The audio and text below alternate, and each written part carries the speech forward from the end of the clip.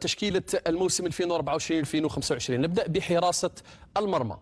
الحارس حديد لاعب حارس مرمى شبيبة القبائل، شارك في 25 مباراة من أصل 30 مباراة بما يعادل 2250 دقيقة. حافظ على نظافة شباكه 12 مباراة أي بمعدل 1080 دقيقة. حارس شبيبة القبائل حديد. نروح لوسط الدفاع. اللاعب غزالة لاعب مولودية الجزائر 27 مشاركة من أصل 30 مباراة أي بمعدل 2343 دقيقة. سجل هدف واحد وساهم مع مولودية الجزائر حتى تكون أحسن دفاع في البطولة، الذي تلقى 19 هدف فقط اللي هو دفاع مولودية الجزائر، وساهم في نيل مولودية الجزائر لقب البطولة. اللاعب لاعب محور وهو لاعب جمعية الشلف اللي هو اللاعب عبادة لاعب ممتاز، والدليل على ذلك أنه تلقى دعوة من المنتخب الوطني مع المدرب بوقرة رغم الوضعية الصعبة لجمعية الشلف، إلى أنه كان متميز خاصة في المباريات الكبرى ضد شباب بلوزداد، ضد مولودية الجزائر. هذا اللاعب عبادة. نروحوا على الجهة اليسرى من الدفاع. كان أحسن لاعب في موسم 2024-2025 خاسف نوفل. سجل هدفين مع شباب بلوزداد، ساهم في عدة تمريرات حاسمة، شارك في 20 مباراة من أصل 30 أي بمعدل 1800 دقيقة. اللاعب خاسف رغم أدواره الدفاعية الممتازة، إلى أنه كان يساهم كثير في الدور الهجومي مع شباب بلوزداد، وساهم في عدة تمريرات حاسمة، لذلك خاسف كان معنا في التشكيلة المثالية ل 2024-2025. نروحوا على الجهة اليمنى.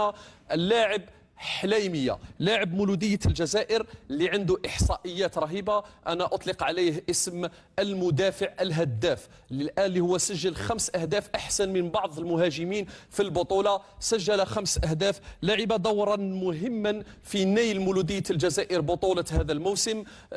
كان يساهم في تمريرات حاسمة، ساهم أيضا مع مولودية الجزائر حتى يكون أحسن دفاع في البطولة.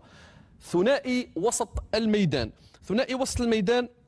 لما نتحدثوا على وسط الميدان الدفاعي مباشرة نتحدثوا على اللاعب بالخماسة الذي شارك في 25 مباراة من أصل 30 أي بمعدل 2128 دقيقة. ساهم بشكل كبير مع مولودية الجزائر في نيل بطولة هذا الموسم. عنده أدوار دفاعية وأدوار هجومية ممتازة، عنده دقائق كبيرة، عنده مساهمات حتى في التمريرات المفتاحية.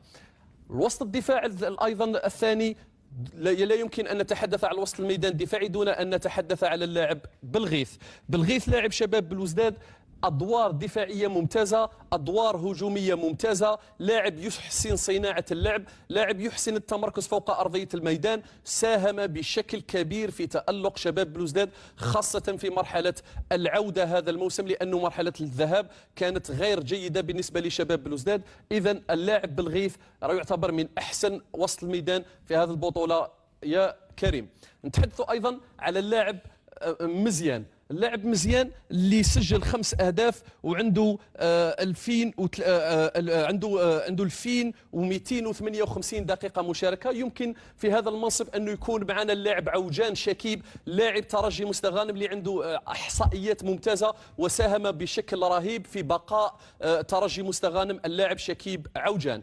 نتكلموا أيضا على ثلاثي الهجوم اللي تبقى. اللاعب بولبينا لا نقاش فيه، هداف البطولة ب20 هدف. ساهم في تألق بارادو هذا الموسم، لأنه بارادو هذا الموسم يعتبر ثاني أحسن هجوم في البطولة بمساهمة اللاعب بولبينا، اللي كانت 50% من أهداف بارادو من صناعته ومن تسجيله. لاعب يستحق أنه يكون في تشكيلة الموسم 2024-2025. نتكلموا أيضا على ثنائي الهجوم اللي تبقى لنا. اللاعب محيوس هداف شباب بلوزداد، الذي ساهم بشكل كبير في تسجيل شباب بلوزداد لكم هائل من الأهداف، لأنه شباب بلوزداد ثاني أحسن هجوم في البطولة بتسجيله 42 هدف. محيوس عنده 14 هدف هذا الموسم، ساهم بشكل كبير في تألق شباب بلوزداد في مرحلة العودة. إذن محيوس عنده راح يكون معنا في تشكيلة الموسم.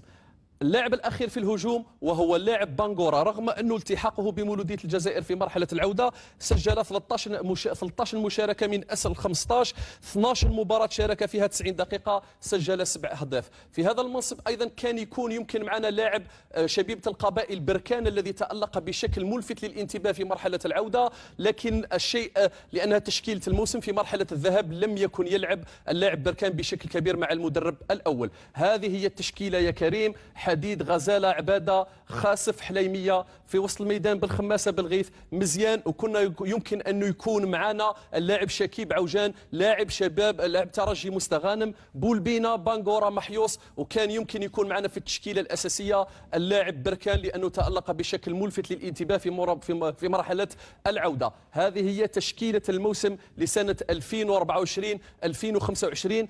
الآن نروح يا كريم إلى أحسن مدرب للموسم. أحسن مدرب للموسم تقاسمها مدربان اللي هما واحد احتل المرتبة الأولى والآخر احتل المرتبة الثانية. الكلام يعود إلى مدرب مولودية الجزائر بن يحيى خالد، الذي أعطى دفعة نوعية خاصة بعد مغادرة المدرب بومال في مرحلة من مراحل الذهاب أو نهاية مرحلة الذهاب. المدرب زيمباور اللي هو حديث الكل بالتكتيك الذي أصبح يلعب بها شبيبة القبائل. المدرب زيمباور أحدث ثورة في تشكيلة شبيبة القبائل، لاعب مدرب ممتاز. هذان المدربان قاد الفريقين إلى التأهل، واحد اللقب والآخر تأهل إلى كأس رابطة أبطال إفريقيا. إذن هذا هما الممثلين اللي راح يمثلون في كأس رابطة أبطال إفريقيا. شكرا يا كريم.